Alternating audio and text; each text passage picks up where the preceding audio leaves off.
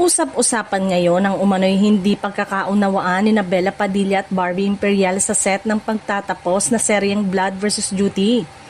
Ayon sa isang source, hindi ito nakumpirma dahil tumanggi itong magbigay ng pahayag. Ngunit may mga kumakalat na kwento tungkol sa umano'y tensyon ng dalawang aktres.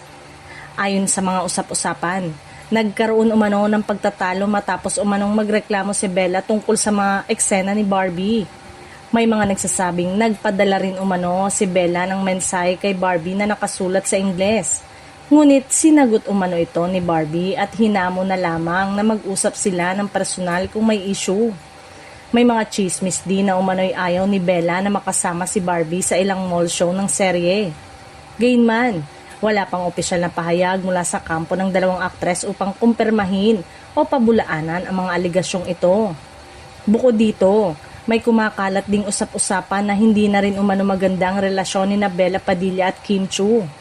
Ayon sa mga hindi beripikadong kwento, may mga komentaryo raw umano si Bella tungkol kay Kim na nakarating sa aktres, dahilan upang lumamig umano ang kanilang samahan.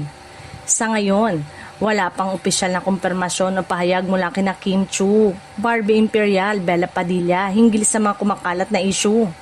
Hanggat walang opisyal na paglilinaw, nararapat pa ring ituring ang mga ito bilang mga usap-usapan lamang.